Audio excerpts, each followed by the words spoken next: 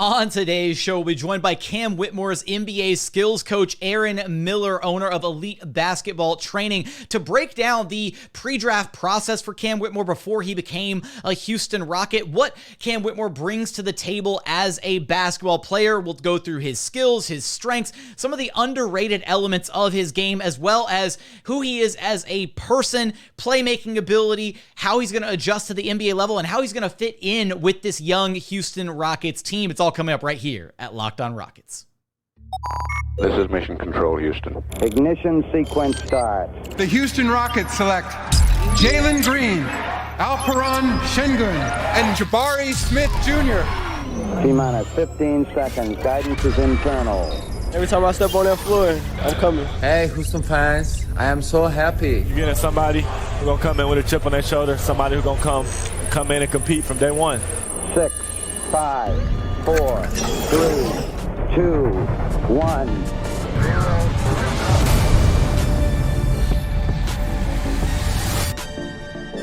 What's up, and welcome to another edition of Locked On Rockets, your daily podcast home for everything Houston Rockets basketball. As always, I'm your host, Jackson Gatlin, native Houstonian and Credential Media member. I'm also the host of Locked On NBA Mondays. Be sure to follow along on Twitter at JT Gatlin, and the show, of course, at Locked On Rockets, free and available wherever you listen to your podcast, including YouTube. Go to YouTube, search Locked On Rockets. Be sure to like, comment, and subscribe. And as always, thank you so much for making Locked On Rockets part of your day every single day, whether it's on the way to work, on your lunch break, in the gym. Thank you for making LOR part of your day every single day. Joining us now is your weekly co-host, Ali Khan Bijani, the X's and O's man. You can track down on Twitter at Rockets_insider, and in my best Billy Mays voice possible. But wait, there's more, because also joining us today is a guy who has spent a lot of time with one of your newest Houston Rockets, Cam Whitmore, owner of Elite Basketball Training, NBA skills coach, Aaron Miller, who you can follow on Twitter at EBT Miller and on Instagram at Elite B-Ball Training. Aaron, we are so excited to have you on the program, man. No, thank you guys for having me. I've been looking forward to this, and I'm looking forward to getting started. Man, it's a really fantastic time to be a Rockets fan. There is a lot of positivity and hype around this team, bringing in a couple young guys like Thompson and Cam Whitmore to pair with an already exciting young core. Some big moves being made in free agency, and we want to get your thoughts on Cam Whitmore and the time that you've been able to spend with him, what you've learned about him as a person, as a player. But first, we got to get to know you a little bit more. So for our listeners, kind of how did you start as a skills coach, as a trainer, and what ultimately led to you starting up Elite Basketball Training? Yeah, so this is my 8th year being the owner of Elite Basketball Training.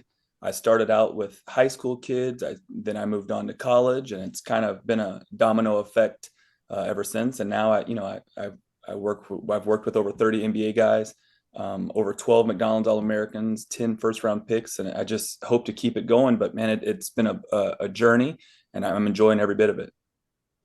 You know, you like you said, you work with 30 NBA players and all these other athletes. Who are some of those players you've worked with, and which players do you feel like you've learned from the most, or that you've enjoyed working with the most over these last several years?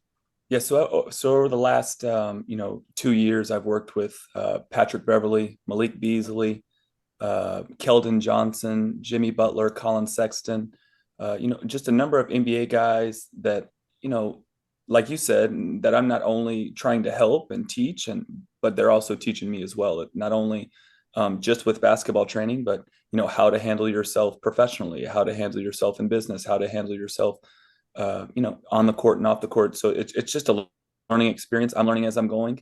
I know that I have a lot to learn if I want to get to the level that I want to get to and to keep growing. And it's just been a great journey, and I'm looking forward to keeping it going. And I think it starts right here with these 2 young rookies that I had in our pre-draft camp, Jarace Walker and Cam Whitmore, and I think they're in line for great careers ahead of them.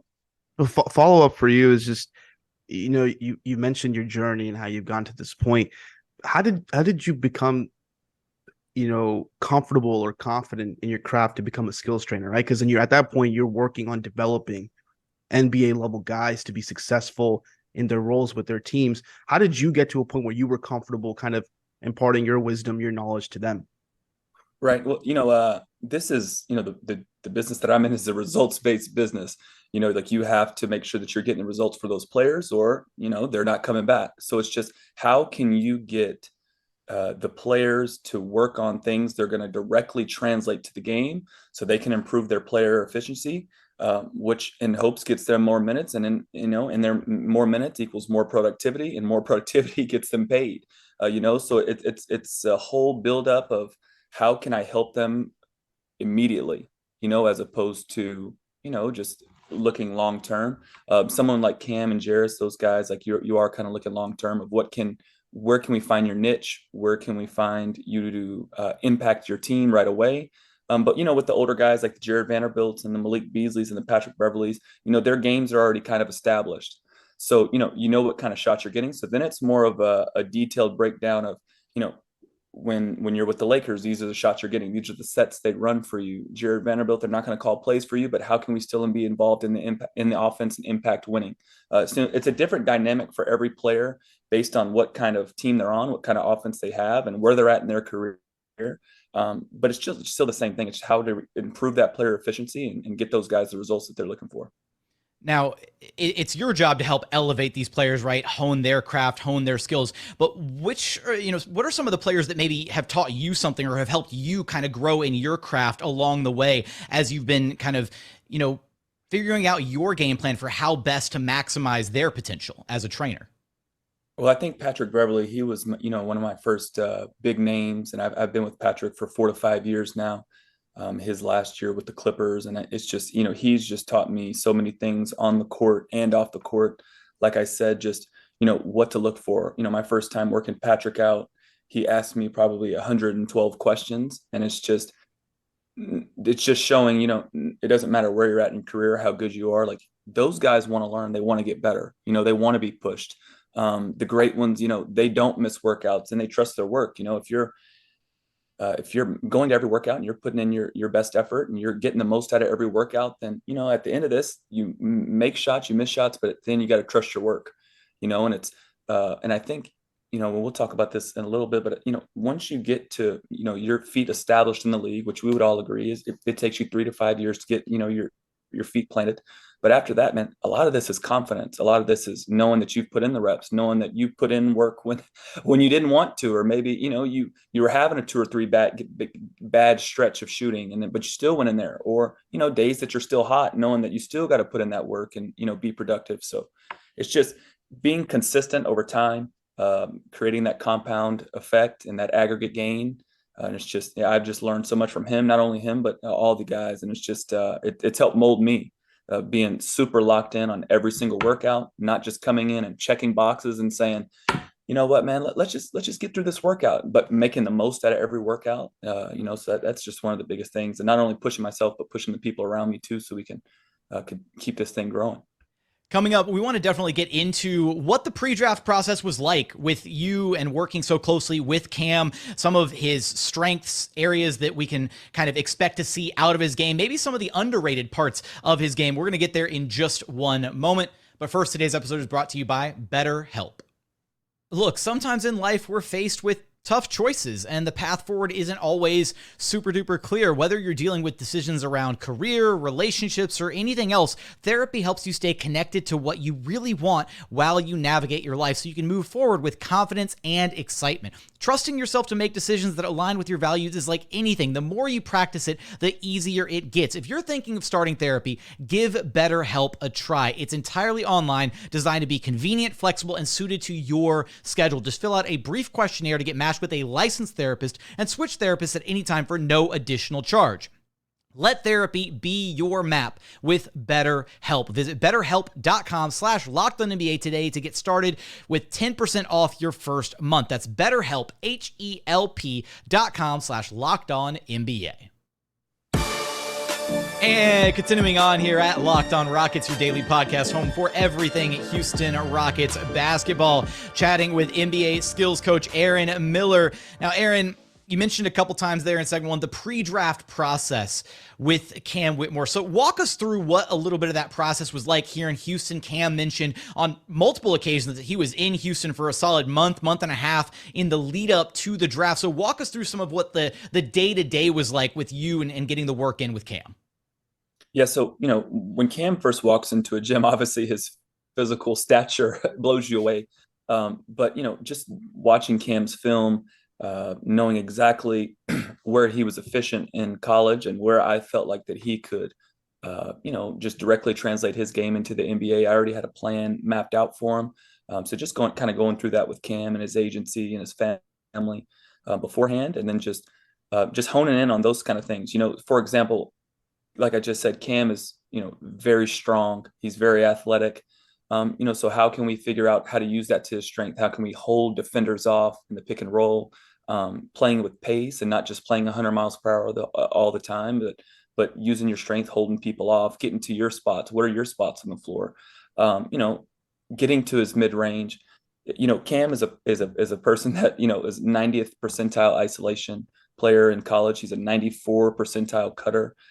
He's a great spot up shooter. He was 88th percentile in spot up shooting. So he's a guy that brings a lot to the game. But like I said, just finding out where he's going to score, or, because obviously we didn't know what team he was going to go to. So we wanted to keep his conditioning high always to go into those workouts. But just finding out where we could improve Cam's game and just keep him, at a high level throughout this whole process and keep him confident. Oh, Alicon. Technical difficulties. Okay. He's back. It's all good. My bad. Coach, you mentioned that you wanted to help him be more efficient in certain areas. You talked about some of those strengths right now, right? But when you were going into that pre-draft process and you were preparing him, what did you focus on in terms of places where he can improve that you wanted to help him make sure he was showcasing to NBA teams? Right. Well, one thing is, just him getting confident in his ball handling, get him confident in handling the ball under pressure.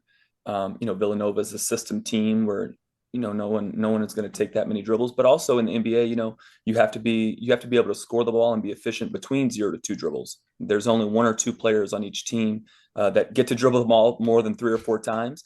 And right now, that's what I'm saying. It's just improving that efficiency. And when you're coming to a new team like the Rockets, and there are going to be so many new faces, my message to Cam immediately was, this is about, earning coaches' trust. And how can we, like I said, improve that player efficiency? How can we make winning plays? How can we not only make plays for ourselves, but get 2 feet in the paint and make plays for others? Cam is a guy that can, switch 1 through 4. He's a guy that, had 4.5 defensive rebounds in the Big East last year. So whatever a team needs, I knew that he was going to be able to contribute right away. And I'm so glad it's with the Rockets where it's people that are like him, pretty athletic, but, where he can fit in and he can just showcase his game and he can affect winning. Go ahead. I had a follow up because you mentioned he can switch 1 through 4, right? And he comes in as a wing. Do you know what an ideal role would be for him? Maybe in terms of a position, do you see him more as kind of a big guard, or do you see him more of as a wing? Is he kind of like a small ball type of like big that can play in that role? I mean, you mentioned the versatility, but where do you see him at his best right now? Well, Cam is he obviously is a big, he knows it can play the 2 and the 3. He is someone that can get downhill. He's someone can then shoot off the dribble. He's, what we really honed in on these last 6 weeks is getting to his mid range, just being a 3-level scorer and not only selling for 3 or getting all the way to the paint, but playing in the middle. And when I say playing in the middle, like I kind of spoke about earlier, is improving his pick and roll, being able to make those reads, looking off defenders, getting into that second level where he is a mid-range threat, but also 2 feet in the paint where he can make plays for others, because there are so many, new faces on this team, and, and it can't just be score. But I think that Cam is the kind of guy that he can come in and he can, that he does put winning first. And you guys are going to see Cam is ultra competitive. So whatever it takes to win, that's what he's going to do. And when we put our plan together, I think that's, what we're trying to do is just figure out how to get this team, make him to make winning plays so we can get this team exactly, where Houston wants to see it.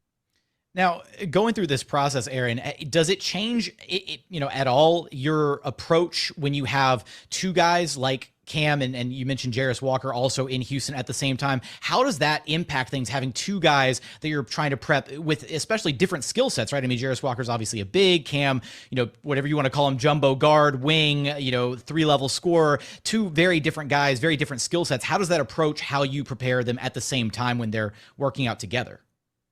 Right. They actually didn't work out together. They both did, one would work out for an hour and the next would come in and work out for an hour. They never actually worked out together. But to answer your question, Jarace is the same in a sense where he is super versatile. And we're just trying to find, depending on which team he was going to go to, we had a pretty 3 to 4 team idea of what it would be. And just trying to figure out where his niche would be right away. Jarace is a guy that can come in and he has a special gift of creating more possessions, for that team. He has structure behind him. The year he did with Coach Sampson and U of H, they just taught him toughness, efficiency, playing in a structure, playing in a system. That way, Jarace is already so talented. That way, whatever team Jarace was going to go to, that he already has that. So I was just trying to maximize his confidence of putting the ball on the floor, maximizing his confidence and putting the ball on the ground in a short roll, because Jarace is such a wonderful playmaker as well. But just finding that niche, like you said, he's a bigger guy. He can play the small ball forward. He can get the 1-4 switch on offense and play out of the mismatches. But I'm so happy for Jarace and Cam both that, they fell into great situations, because that doesn't happen for everybody. So I'm super, super excited for him. Back to Cam, thank you for kind of going through what you worked on, pick and roll wise, shooting wise, all those different things. Do you have a current player comp for him based on his strengths that you've talked about? You worked with all those NBA players. I know you watched the game. So is there somebody you feel like, or maybe not one player, but based off his skills or his strengths, that translate into a player that you see currently on an NBA roster? I actually think that the player comps that he was getting during the NBA draft were pretty accurate in the Jalen Brown, Mikal Bridges, Anthony Edwards sense. I think that he gets because at first I was like, looking at Cam's physical stature, like I said, I was like, oh, they're just comparing body types. But it was pretty accurate in the sense that, he is able to score at any time. But I just think for the next level for Cam, like to get to that next, plethora of players, that next level of players and the players that we're speaking of, it's just going to come down to, just consistently hitting shots. He consistently playing at a high level throughout the 82 game season. And just, but like I said, not only making plays for himself, but making plays for other and getting his team involved and winning. In the work that you've done with Cam, what have you maybe found to be his most underrated skill at this point? The thing that's maybe flying a bit under the radar that, people who have watched him play, or maybe people who haven't even watched him play, don't have like an appreciation for quite just yet. Right. I'm so glad you asked me that, because one of the, the knocks on him, leading up to the draft or maybe during draft night was, oh, he's a quiet kid. Oh, he's a kid that comes in and, he's to himself. Cam is a guy that I don't even like using this word, but, misunderstood in the sense that his quiet behavior he is just so locked in, and he is so competitive. He'll figure out, who's working out at what time for me the following day, and he'll want to come an hour early. He wants to know how many shots that player put up during his workout, and he wants to do more. He's the kind of guy that if we're making, 5 in a row at the end of a workout, if he feels like he didn't make it fast enough, he wants to do it again. He is a guy that is competitive. He wants to win. He doesn't care how long it takes, but it has to be perfect. And, that's why I'm saying it in the sense of misunderstood that, obviously all his physical abilities are, he wows us with that.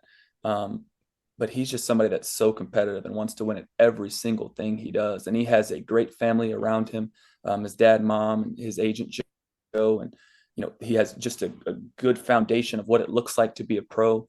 And I just think his competitiveness is what's going to take him to the next level, as well as like we were talking about, just getting that experience at the NBA level, for years to come. How do we envision Cam fitting in with this young Houston Rockets team, and what are going to be some of the biggest adjustments for him at the NBA level? We're going to get there in just one moment. And final segment here at Locked On Rockets, your daily podcast home for everything Houston Rockets basketball. Continuing our conversation with Aaron Miller.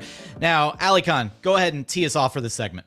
Now, Coach, one thing that I've heard when I've talked to different scouts around the league is that they want to see Cam, what he can do in a system where he's having to create for others, right? Whether it's off the dribble, he's a good shooter. So if a defender closes out on him, right, and he has to take those 0-2 dribbles that you talked about, what is he doing when he touches the paint? Is he able to make those passes and play make for others? And wanted to ask you, and I'm sure you've heard that, from him or from the agents that, hey, this is being talked about, maybe from other scouts, but what did you guys work on in regards to his playmaking so he can showcase, like you said, that he is able to not just do the scoring, but also get others involved as well. Right, exactly. So if you and I know you guys have seen some of our workout videos, but it's not just Cam and I in the workouts. I have 3 to 4 people, assistants that work with me in the workout. So basically just trying to show Cam bodies. So if we're doing a pick and roll drill, I'll have someone in the opposite corner, someone being the low man, someone guarding Cam. I'll be setting the screen, and then the post defender. So just showing Cam bodies in those pick and roll situations and those different actions in those sets that the Rockets will have him in. That way that he when he does see them not only in summer league but throughout the season and in practice this week as they're building up, that like I said, translates faster, and he sees it and he's comfortable with it. He's familiar with it. He's familiar with the terms that they'll be using. And just like I said, it's just him making reading the low man, trying to figure out if he would like to throw the shake-up pass, if he not being afraid to take that second or third dribble at the second level, but just always making the right play, even if that, like I said, even if that means that he is not the person that's shooting, but always making the right read and the right play. I think showing those bodies in those workouts for 6 weeks straight, you guys are going to see a big improvement in that area. Just for our listeners, so they can learn. You mentioned the shakeout pass. Can you describe kind of what that term means? Yes. So if you and I are on the same side in a pick and roll, and I'm on the wing and you're in the corner, and the big man is coming to set a screen for me and then rolling to the basket. So now we have 3 offensive players on our side, and so when I come off from the wing towards the middle of the floor and you're setting the screen and you're rolling to the basket, the person who is guarding the corner man has 2 options. Either they can help on the roller or they can guard the corner. And if they stay on the corner man, then Cam would be able to throw it to the roller to the basket, who would be able to score 2 points. If the corner defender is helping on the roller, the person that's setting me the screen, then the shake-up pass, the person is starting in the corner will be shaking up 2 to 3 steps towards the wing. So Cam would have an option. Obviously, the first option is to score. His second option would be to throw to the roller if the corner defender didn't pick up the roller. And then obviously the third option, if the corner defender was to help on the roller, Cam would be able to throw that shake-up pass back to the wing for an open shot. Awesome. Thank you for sharing that. Absolutely. Yeah, no, great highlight there. And that's one of the fun things about doing shows like these is I'm sitting here learning about the game as well. And it's really exciting, because I'm sitting here, if I'm learning about the game, then hopefully our listeners are picking up something as well. I'm so curious. I should have brought my board, man. I should have brought my board. Hey man, we could have had the plays mapped out. Oh man, that would have been a lot. Another time. We'll have you back for another episode down the line, Aaron. It'll be a ton of fun. Look, one thing that I'm so curious about and really excited to see, you mentioned Cam's cutting ability earlier, right? His ability to play off the ball. When you look at this Rockets roster, you look at some of the really talented playmakers on this team. Alperen Sengun, really talented passing big. They just drafted Thompson, who projects to be a really fantastic playmaker at the NBA level. I'm curious to know how you envision Cam kind of playing off of some of those guys, and also if there's maybe any similarities in the role that he might be able to have on this Rockets team, similar to KJ Martin, for the past couple of years with this Rockets team, who kind of built a really good chemistry with Alperen Sengun as a guy who could be kind of a cutter and off-ball presence, but also as a really active screener. That was one area that Alikhan and I have highlighted pretty consistently in the past, KJ Martin's screening ability. So I'm curious your thoughts on Cam in sort of that role for the Rockets. Absolutely. Well, I first want to start by saying, my message to not only Cam, but, college, high school, youth guys, if you're the best shooter on a team and you want more shots and you don't feel like you're getting enough shots, then you need to be the best screener in the world. If you're a good screener, you'll get open shots. If you're the, if I'm a good shooter, and like you're saying, KJ Martin, and I want to get a shot, somebody that's athletic as KJ, if I'm setting KJ a back screen, then someone's going to have to help, or he gets a dunk, or if they do help, then I'll get an open shot opportunity. So yes, KJ did a great job last year of, setting screens and getting those easy baskets and creating that energy for the Rockets. But back to your question, obviously with a different coach, his coaching philosophy and everything that'll come into play. But then because you don't know the sets that he's going to run, right? Because it is a totally different staff and, maybe a different mindset or a different philosophy, but the landscape doesn't change. The Rockets are 10th in pace. They were second in total rebounds. Obviously, if you've watched the Rockets at all this year, I do believe we're going to play through Sengun some more. But to your point, if with him being a cutter, this team's going to play fast. That they're going to have the option to get the ball up the floor. They're going to have an option, to kick it to the corner, to kick ahead and create easy baskets for one another. But in the half court, like you said, I do think they're going to be played through Sengun. They're going to be able to settle out of screens. Playing through Sengun, that opens up an opportunity for Cutter to make his mark and get some easy baskets for the team, create energy. But I just think the Rockets, they have so many, athletic wings that the landscape does not change. Like I said, like they have great veterans that they brought in. They have a brink of a superstar in Sengun. And I just think it's going to come down to their half court offense. What can they do in the half court when they're not able to use their athleticism in the full court, And when they're not able to use their athleticism as a first option, what are they going to be able to do in the half court? And I think that's what's going to set them over the top. The Rockets having a brand new system, like you talked about, there's going to be changes with the coaching staff, scheme, all those different things. And one question I want to ask from a player development perspective is that when you're working with a young player, right, coming into the league, but then you're also working with the veterans, what is the difference kind of in how you approach your workouts? What is the difference in the way you approach developing those guys to play within a role? Especially now with the Rockets having a very good mix of veterans and young players, and Cam included in the young player mix.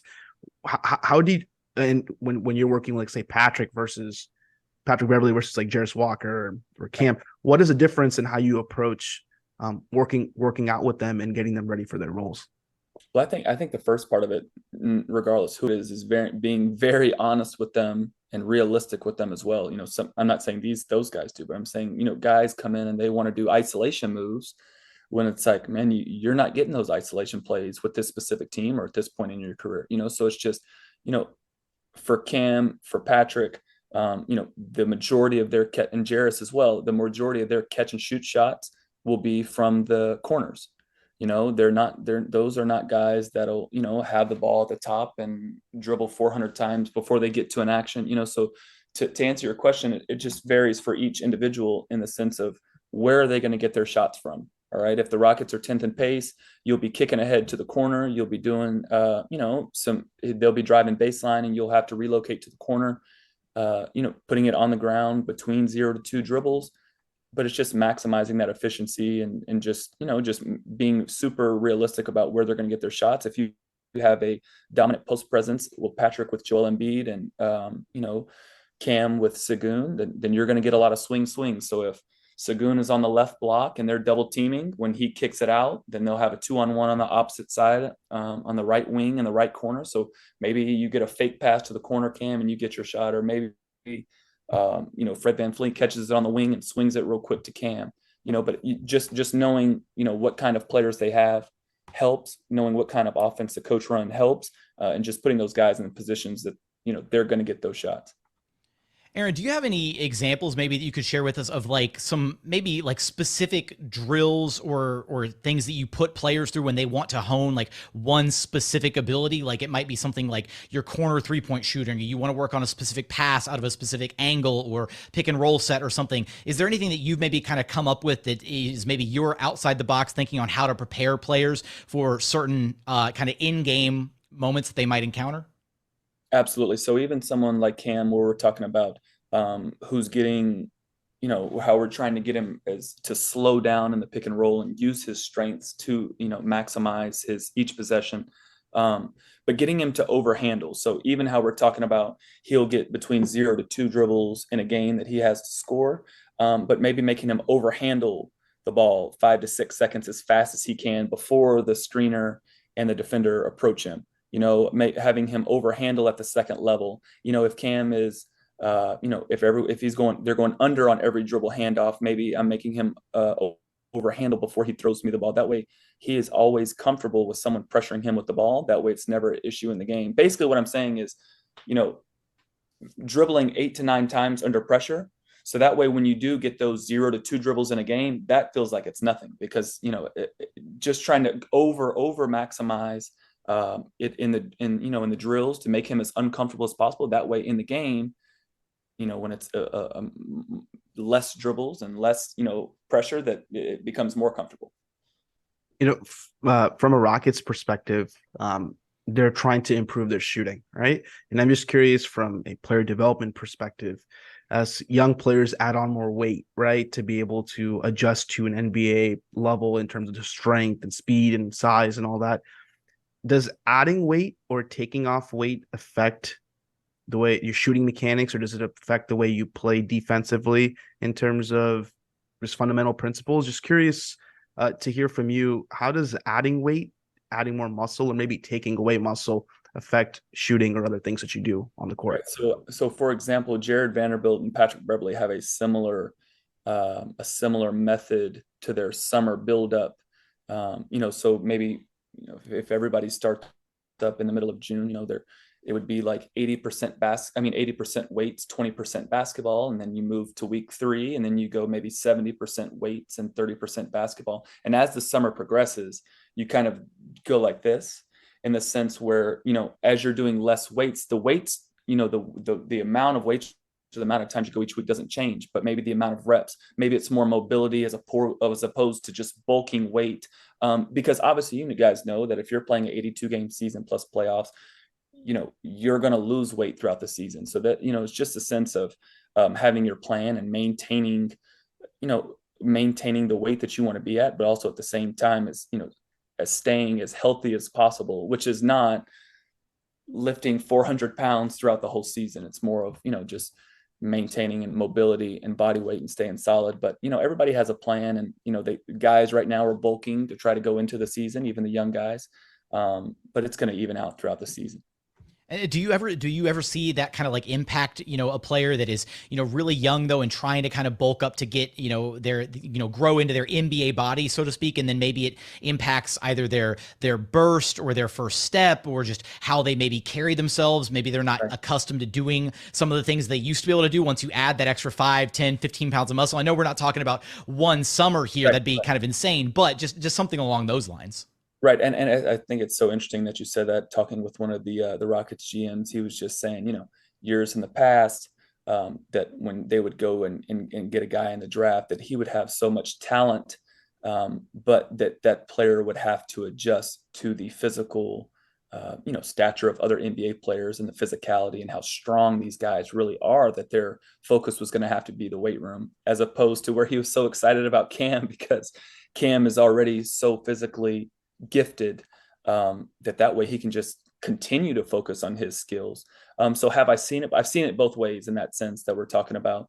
I've seen it to where, like, people do need to get stronger. I've seen it to where in Cam's situation where he's already super strong, but continuing to figure out how he's going to be able to use his body to maximize his game, and how he's going to be able to continue to stay strong throughout the season.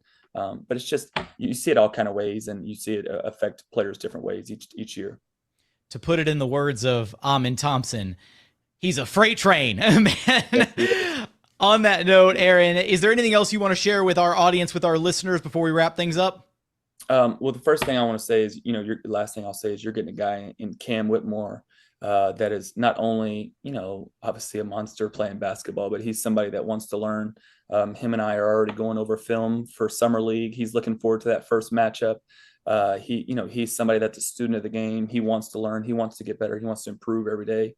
And Houston, I am so excited for you're getting a Cam Whitmore that has a chip on his shoulder that's ready to go. So I can't wait to see.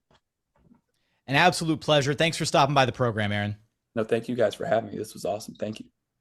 That's going to do it for another edition of Locked on Rockets. As always, thank you so much for checking out the show. If you haven't done so yet, please consider subscribing wherever you listen to your podcasts. That's Apple, Spotify, Google, the Odyssey app, free and available on all podcast platforms. We're also available on YouTube. Just go to YouTube, search Locked on Rockets. Be sure to like, comment, and subscribe. But as always, thank you so much for watching. Thank you so much for listening. And we look forward to having you back right here at Locked on Rockets, your daily podcast home for everything Houston Rockets basketball.